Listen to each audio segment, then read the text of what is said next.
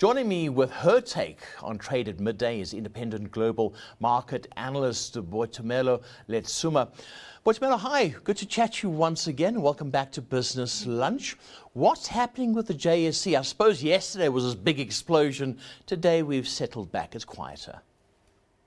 Yeah, thank you so much for having me, Ray. It's always a pleasure to be here. I mean, the demand for safe haven assets, as you rightfully said, silver and gold, reaching relatively much higher levels, reaching all-time highs, basically.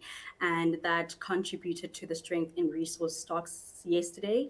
And those did much of the heavy lifting on the JSE. So today we're just seeing a retracing of some of those gains, although we're seeing much of the golden firms being in negative territory today. And when I looked at, a research report around what's the key buyers of these metals, it revealed that certain countries, certain central banks are, piling up on safe haven assets. And these are countries like Poland, Kazakhstan, as well as African countries like Zimbabwe and Ghana, piling up on those reserves. And I think it is, a sign of the times in terms of uncertainty in global markets. Yeah, it most certainly is. All right, we've got two big events coming up. We've got the US Fed and their interest rates, and then we've got ours as well. I'm going to put you under pressure. What do you see happening later on this week? Are we going to see 25 basis points, or is it just too close to call? Sure, Ray, right on the spot, hey. So for both markets, to be honest, I am seeing a holding of the rates where they are, even though the markets are pricing in a 25 basis points cuts, two of them in the US and another one in South Africa throughout the year. But for South Africa specifically, I am anticipating that it would stay at the 6.75% rate. And I think, it's been gradually cutting ever since the back end of 2024. And with inflation coming in marginally higher last week than the 3% target, I think it would be good for the MPC to maintain it at 6.75.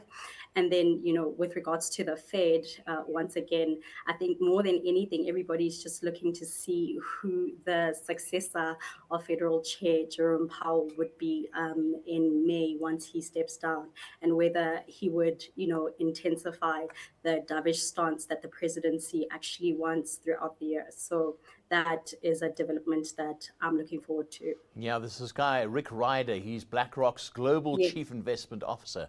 He's been tipped to take over from Jerome Powell. But it's so interesting when it comes to this, because whoever takes over is going to have to do probably the same thing as Jerome Powell, because that's how the economy works.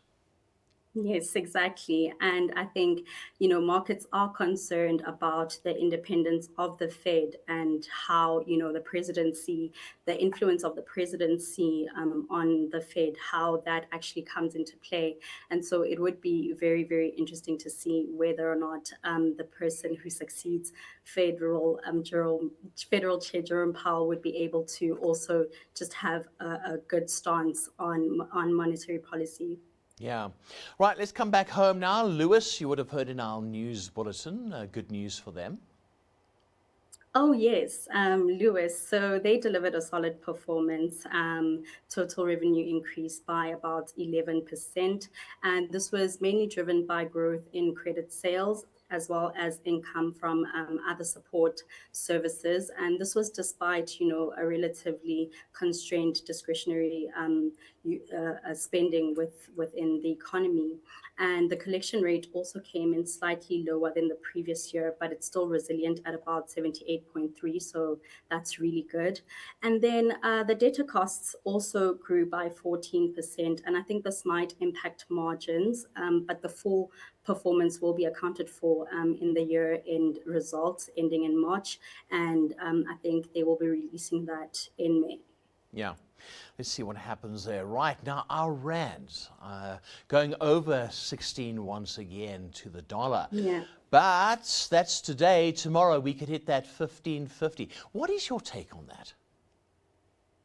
Sure. So many elements coming into play. I mean, it is exciting to see the rand strengthen against, the US dollar. It is a bit on the back of the metal prices, but also on the weaker dollar. We are seeing the trade deficit in the US coming into play, as well as some of those political tensions. And I think people are just, the market participants rather, are rotating into emerging markets, and the South Africa being one of them, and the rand strengthening there. So I think it's really interesting to see. I'm not really sure if we might reach the 15.5 level yet, Yeah.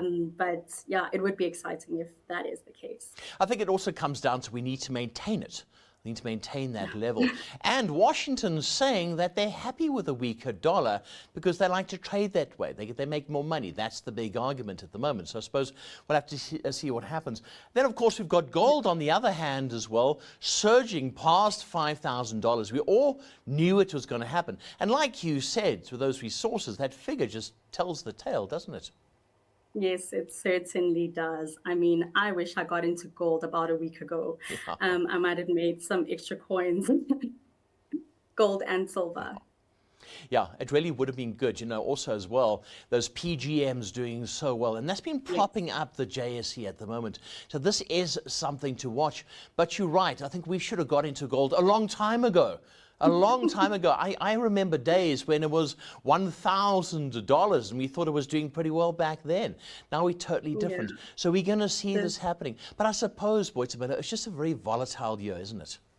Yeah, it really is. And, those all-time highs were always deceiving. So it would be interesting to see whether it would reach like $6,000 per ounce, because that's what consensus estimates are pricing in, or rather sell-side Yeah. research is pricing in at the moment. So, yeah. Oh, we'll see what happens. Right, hold that thought before we move on to your stock pick. Let's reflect on some counters that have found favor with your industry peers.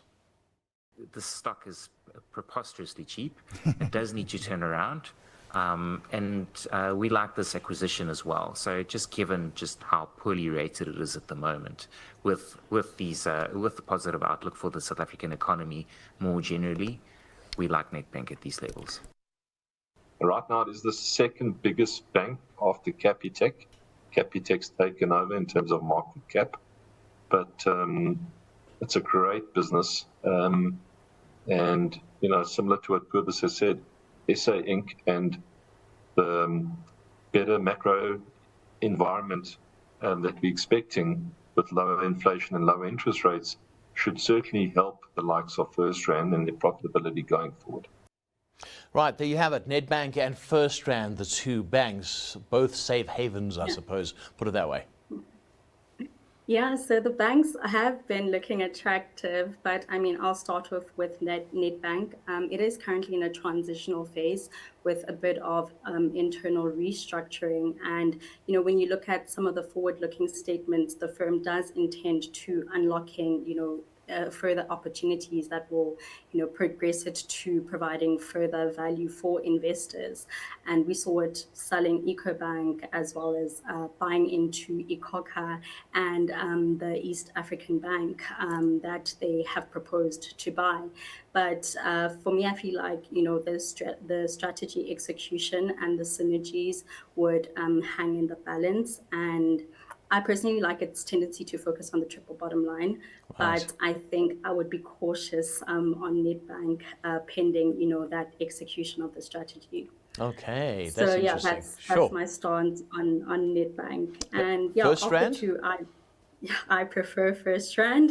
FirstRand, the first bank to reach a 500 billion rand market cap, and this is despite having a relatively higher number of tradable sales. And there are some regulatory and interest rate risk factors in its UK business, but I think the firm still has great interest margins, as well as stable dividends and an improving cost to income ratio.